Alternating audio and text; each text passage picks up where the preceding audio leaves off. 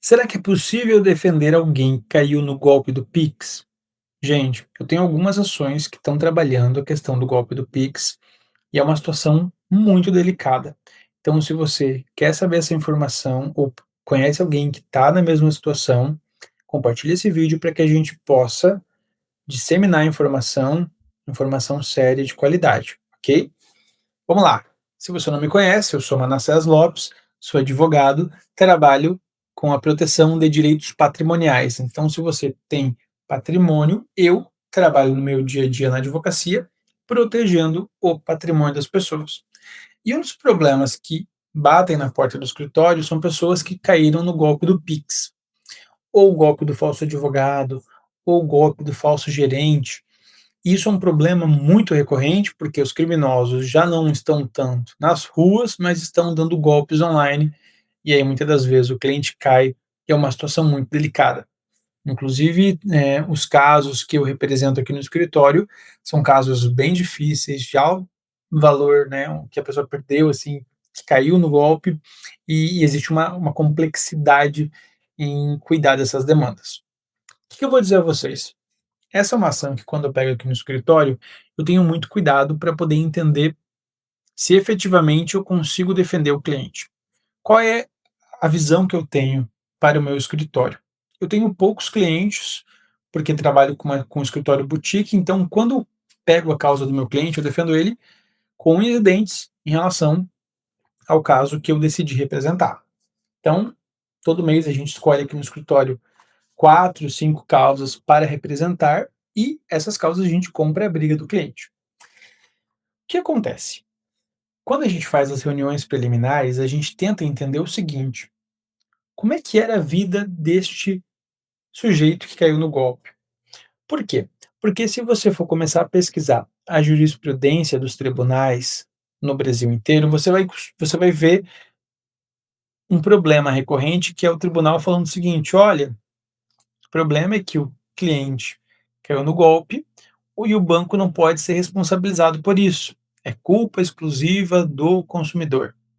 Só que existem casos que os clientes perdem 200, 300, 400, 500 mil reais.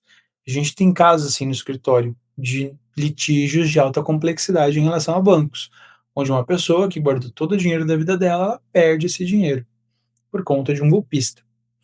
E aí, muitas das vezes, quando, sei lá, né, é uma pessoa que tem vários empréstimos no banco, né, a cada 4, 5 meses ela faz um empréstimo no banco. Para a gente poder defender uma pessoa dessa é um pouco mais complicado. Por quê? Porque o que que os golpistas costumam fazer? Eles entram, levam todo o dinheiro que a pessoa tem, transferem para o Pix e depois fazem empréstimo, né? Geralmente no limite que a pessoa tem. Nesse caso é um pouco mais difícil em relação ao empréstimo, porque o banco está habituado a esse cliente que todo mês faz o empréstimo. Mas tem casos que a pessoa não costuma fazer empréstimo, nunca teve um empréstimo, ou, né, não tem nem acesso digital, e aí nesse caso é muito difícil.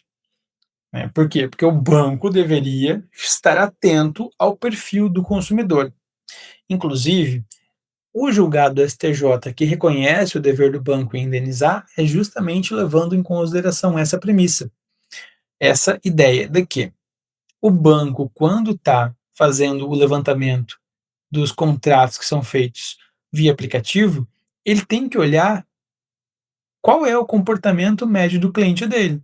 Porque se o cliente dele tem conta há 10 anos, ele não costuma fazer empréstimo, não costuma transferir valores altos de dinheiro em sequência de minutos para piques diferentes. O banco deveria acender um sinal de alerta e talvez bloquear essas transações, pedir reconhecimento facial. E muitas das vezes os bancos não fazem isso. E por isso que o STJ já reconheceu a responsabilidade das instituições financeiras de indenizar e devolver o dinheiro para o consumidor quando eles são omissos, né, nessa verificação. Porque, segundo o relator, o ministro Cueva, o banco deveria ter um sistema inteligente de levantamento contra golpes, um sistema antifraude. Então, esse é um ponto bem interessante que eu trago para vocês.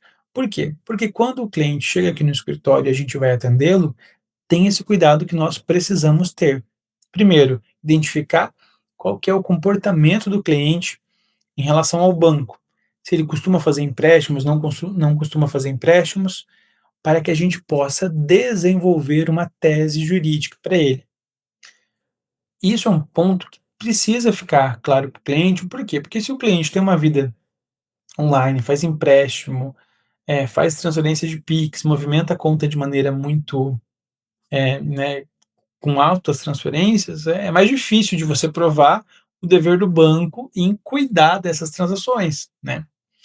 Mas se é um cliente, por exemplo, que faz todas as transações dele das 8 da manhã ao meio-dia, né, um cliente tradicional, ele só mexe com dinheiro no banco pela manhã. Se esses empréstimos, essas transferências acontecem de madrugada ou em horários que não é usual que o cliente faça, talvez o banco deveria acender ali um sinal de alerta, né. Ou, por exemplo, a transferência feita para contas que foram recém-criadas. O banco também deveria ter esse cuidado, tá bom?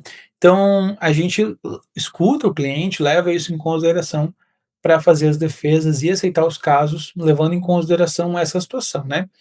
A gente tem que entender qual que é o histórico do cliente com o banco para ver se tem viabilidade de poder fazer a defesa.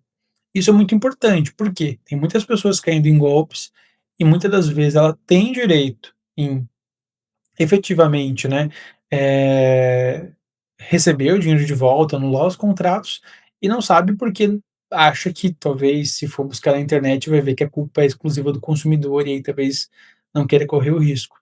Mas é uma ação assim, né, obviamente de alta complexidade, porque você precisa provar o histórico do cliente com o banco, mas que, em alguns casos, costuma ter êxito justamente por conta do perfil do consumidor que o banco é omisso e não cuida. E aí, obviamente, né, é uma ação que é importante que a pessoa conheça dos direitos dela para eventualmente decidir se quer contratar um advogado de confiança e buscar a responsabilidade do banco pelo golpe. Beleza? Foi uma alegria conversar com vocês. Espero que esse vídeo chegue a outras pessoas para que conheçam os seus direitos e possam ficar bem informados. Um grande abraço.